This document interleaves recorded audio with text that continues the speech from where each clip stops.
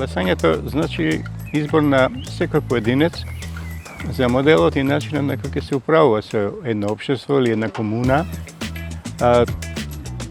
Со секој што се кандидира себе си да биде предмет на гласање, значи да се најде на некоја листа, треба да има некаков модел за тоа каде општеството ќе се движи, комуната каде ќе се движи, а прашањето на тоа како поединецот може да го оствари, бидејќи тоа не е секогаш непосредна демократија, како што може би се замислувало некогаш во некои општества.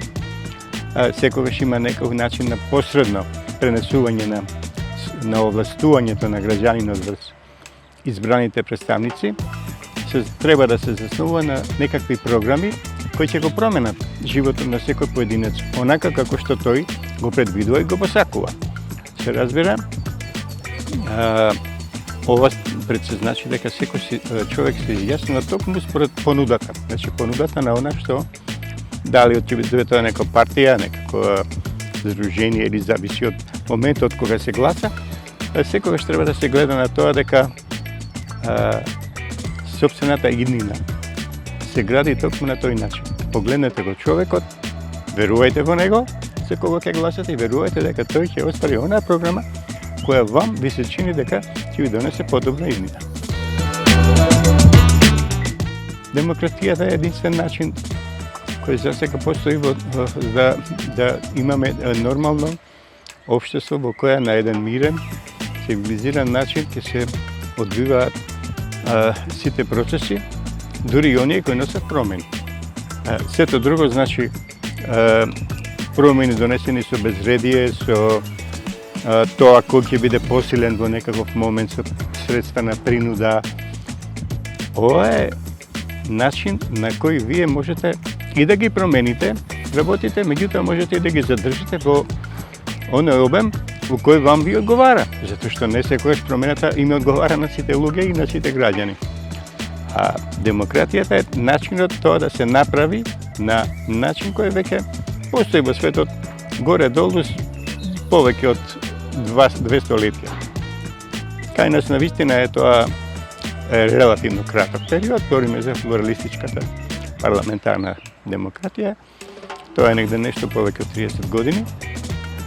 Но гледаме дека луѓето се спремни да се навикнат на тој нов амбиент и релативно во еден голем број да го прифатат како таков и неизбежан. Па Македонија во однос на своите, да ги наречем, правилни стратешки опредоби, веќе се наоѓа на едно од она скалило кој беше многу битно, а тоа е стана членка на НАТО.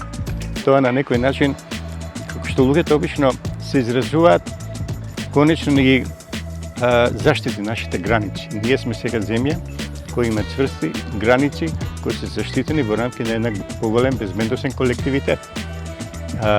Втората скала која треба да ја качиме, тоа е влезот во Европска Унија, во уште еден значаен колективитет, значаен пред се заради тоа што тој ги определува моделите на економскиот развој, определува одредени норми кои ние се уште треба да ги достигнеме во различни области, како што е здравството, да речеме, просветата,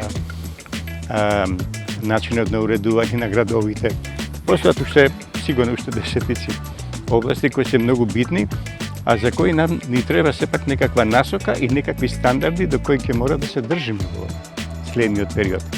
Значи, се надевам дека тоа би можеле да го оствариме до крајот на оваа деценија или барем на почетокот на следната деценија.